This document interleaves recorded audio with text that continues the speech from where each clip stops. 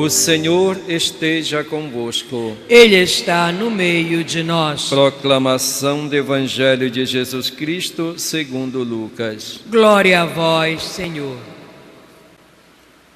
Naquele tempo, Jesus ergueu os olhos e viu pessoas ricas depositando ofertas no tesouro do templo. Viu também uma pobre viúva que depositou 2 pequenas moedas. Diante disso, ele disse: em verdade vos digo que essa pobre viúva ofertou mais do que todos, pois todos depositaram como oferta feita a Deus aquilo que lhes sobrava, mas a viúva, na sua pobreza, ofertou tudo quanto tinha para viver. Palavra da salvação. Glória a vós, Senhor. Que as palavras do Santo Evangelho perdoem os nossos pecados. Amém. Queridos irmãos e irmãs, é bom estarmos na casa do Senhor para celebrarmos a Eucaristia, para ouvirmos a palavra. É bom estarmos unidos na fé, nós e todos os nossos irmãos e irmãs que nos acompanham, estão unidos a nós através dos meios de comunicação. É a família de Deus que celebra junto, é a família de Deus unida na fé para oferecer a Deus o seu sacrifício e, sobretudo, oferecer, junto com o sacrifício de Cristo, a sua própria vida, a vida de todos nós. A nossa vida cristã deve ser uma oferta a Deus. Nos convida o apóstolo Paulo, devemos ofertar a nossa vida a Deus. Esse é o nosso verdadeiro culto espiritual. Deus quer o melhor que nós possuímos, e o melhor dom que Ele nos concedeu foi a nossa própria vida, a nossa própria existência. Por isso, devemos oferecê-la ao Senhor. E devemos buscar a fidelidade ao Senhor, que nos chama. O Senhor que fez uma aliança conosco, através do sangue do seu Filho Jesus Cristo. E Deus permanece sempre fiel à sua aliança. E nós, da nossa parte, devemos fazer de tudo para que sejamos também fiéis ao Senhor, que não falta conosco. Nestes dias, nós estamos lendo alguns trechos do Antigo Testamento, e nós ouvimos o relato de pessoas que procuraram ser fiéis a Deus. Ouvimos o relato dos irmãos Macabeus, que aquela mãe dos 7 irmãos preferiu a morte dos seus filhos do que eles serem fiéis à aliança com Deus. O exemplo de uma mãe que educa, que fortalece os seus filhos. O temor de Deus, o amor para com Deus está acima de tudo. E hoje nós ouvimos o relato que fala destes irmãos Ananias, Misael e Azarias, que foram levados para o exílio e que o rei queria que eles ficassem a seu serviço e que abraçassem os costumes dos pagãos, comendo aquilo que pela lei era proibido para eles. E eles, principalmente Daniel à frente, rejeitaram todas as ofertas, todas as vantagens, para não violar a aliança, para não serem fiéis à sua fé. E Deus os abençoou por essa fidelidade, por essa perseverança. É muito importante para nós hoje termos esses exemplos. Hoje se fala de uma sociedade líquida, onde não existe aquela constância, não existe aquela perseverança, principalmente a juventude, que facilmente muda de opinião, muda de atitude, segundo as suas próprias necessidades, os seus próprios interesses.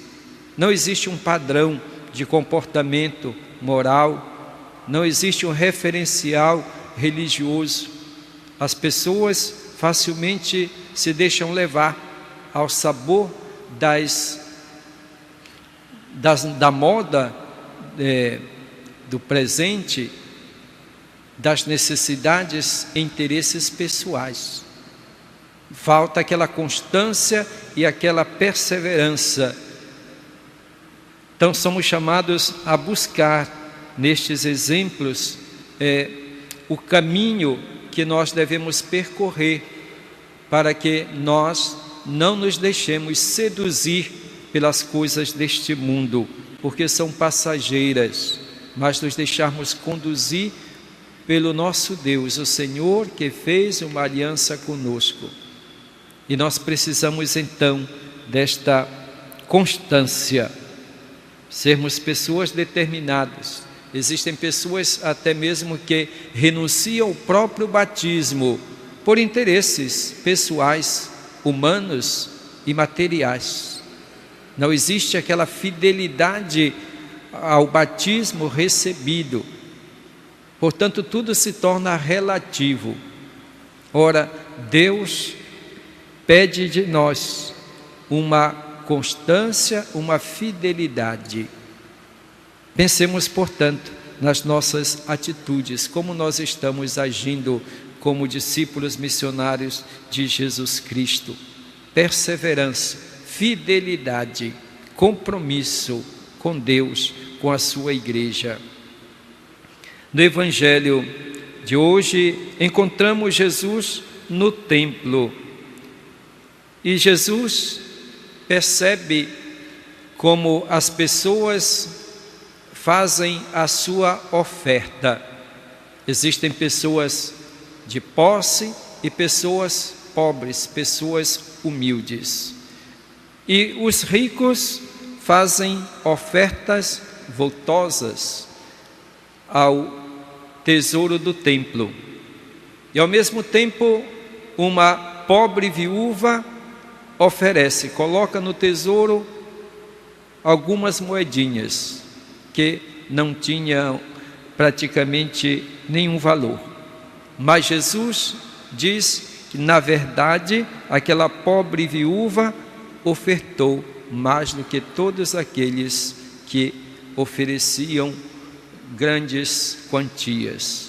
Porque aqueles que ofereciam muito davam aquilo que sobrava, era a sobra da sua riqueza, enquanto aquela viúva dava da sua pobreza, tirava da sua necessidade aquilo que servia para as suas necessidades. Jesus nos ensina que Deus acolhe aquilo que é feito com amor, com generosidade. Não é a quantidade, mas a qualidade da oferta. Isso deve nos questionar.